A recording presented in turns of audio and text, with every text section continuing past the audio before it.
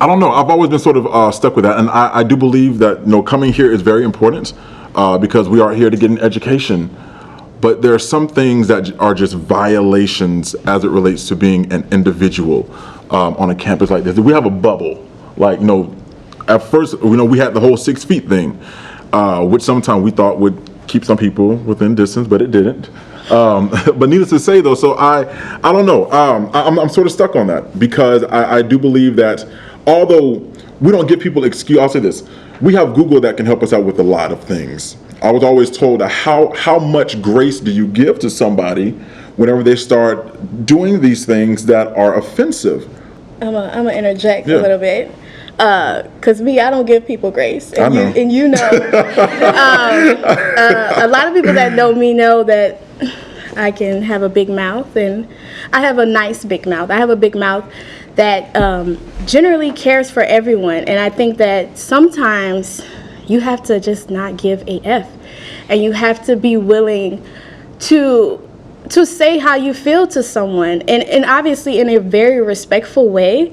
But I think that my 4 years of being here, I realized that if you don't say anything, nothing will ever get done. If you bite your tongue, if you don't say how you feel when you feel it, if you just let it ride, it won't happen. And common sense is not so common. You generally have to tell people how to treat you, how to be nice, how to do all these other things. So I think that Alejandro brought up a good point that just you have to be the one to kind of go through it, and it sucks to say that you have to be the one, but you open up the doors for other people. So I think that generally acting justly in relation to this class is almost putting yourself up as a sacrifice. You being the person willing to, like how people know I have a big mouth, that gives people a bad feeling about me sometimes because they know, well, D's not going to let anybody just treat her any type of way. And I'm okay with people being like, well, I don't know if I want to work with Big Mouth D. Yeah. Because at the end of the day, they're going to know not to play with me. They're going to know that at the end of the day, they're going to give me the respect that they would generally anybody else, because that's how I'm going to do it. Any questions, any lingering thoughts that you have? Yes, sir. I had a question about, because I liked what you said, Dee, but how you say it, I think is so important. And I think even though our faith may tell us to turn the other cheek, we can still speak truth to power. And we can still speak truth in power and not be afraid of those consequences. Because I look at it, the university's blessed to have you. And if they don't come correct, then you'll go someplace where they will come correct for you. So don't go with your hat in your hand. You're not a beggar. Yeah. You're a powerful person and you have something to contribute. And if you're not being treated well, it's okay to say you're not treating me right. Yeah. And honestly, it takes a lot to even get to that point, because knowing everything that I know now, I realized that I generally used to have I'm so happy to be here attitude. Oh no, I'm not happy to be here. I deserve to be here. And not only will I show you, but I want you to just know it already. And so it's just, I think for a lot of people, that takes practice. Being able to have agency over your words, over how you feel and how you want others to perceive you and how you want to treat others. It takes a lot of practice. It does. But I think you make an excellent point. What do you think Notre Dame has done since the George Floyd situation? I'll even just sort of ask some more questions. Do you think they've done enough? Do you think that the 5%, or what is the percentage of African Americans here on campus? 2? Yeah, 2. 5? You go a little far. That was that hope or that grace I was trying to give. In between 3 and 4. Yeah. Because of the new freshman class. Yes. New freshmen stuff. Yeah. So is Notre Dame doing enough? Never, and I'm highly suspicious as to why we had to change provosts.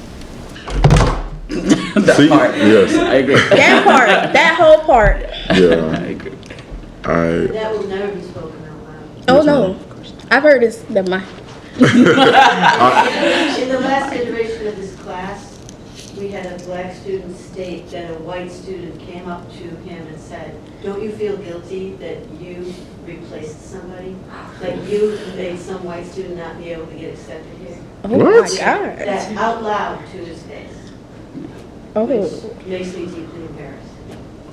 Yeah, and that was the thing that was talked about in this article, is the fact that if you have these programs for diversity and inclusion, if you make a big push, then the white students are like, oh, every new Yeah. black student only got here because of, Yeah. you know, some quota that had to be met and not on their own merits. And so it's like this weird, the more diversity inclusion that you have, the more pushback there is for it. Did you have a thought?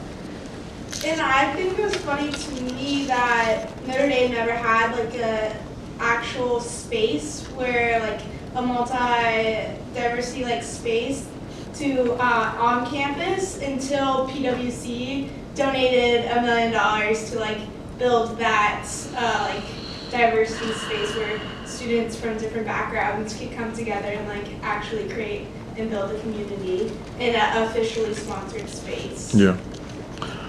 Yes. I'm only in first year, so I can't like speak before. But you know, like getting the decisions of whether you got in or not, and they release like the little like diversity chart almost. I have 2 prosthetic legs, so I'm like in the disabled community.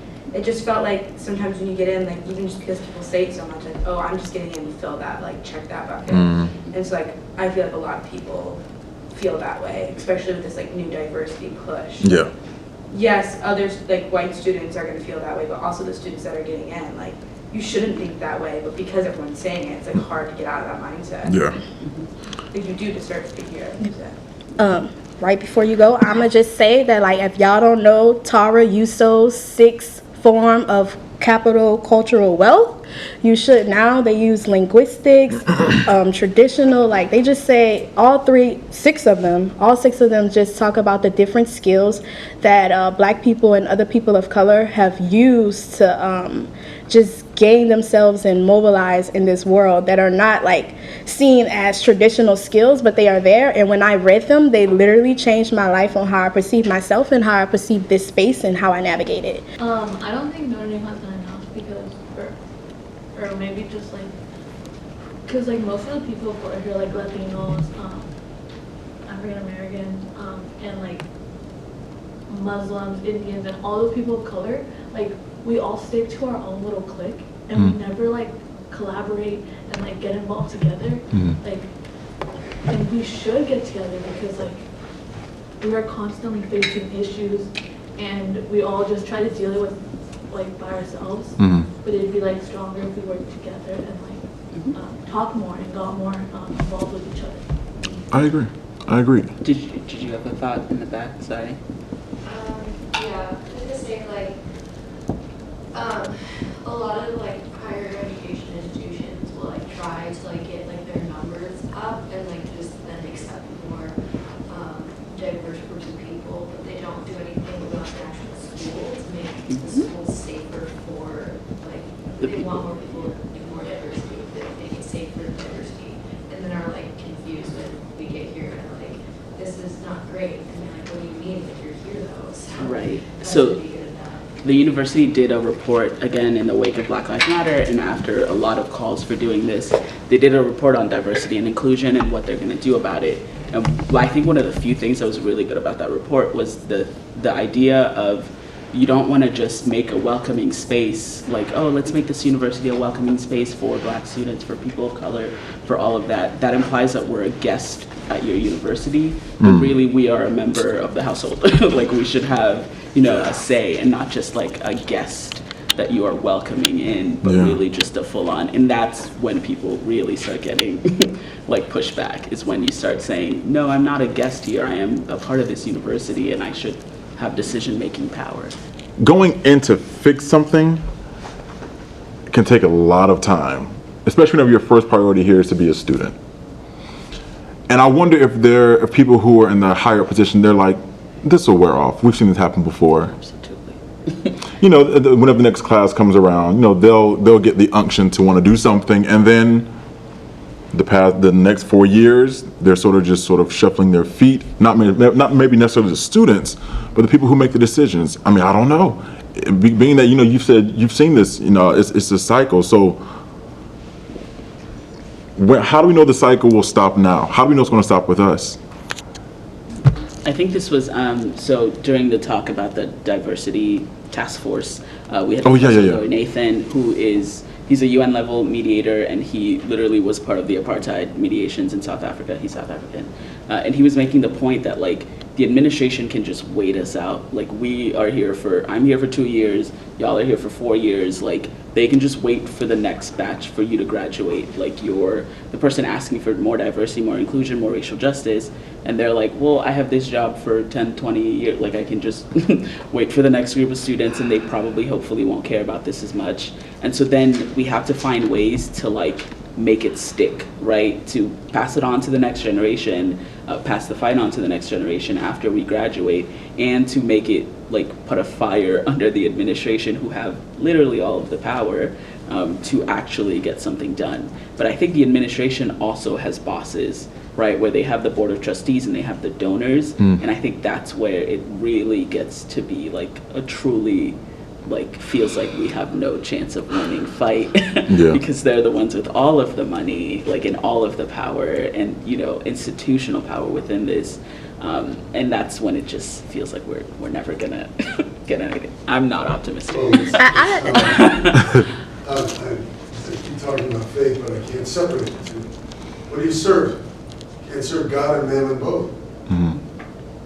So what are you going to do? What statement are you going to make? This place is full of opulence and wealth beyond any dreams. I mean, you can do the right thing.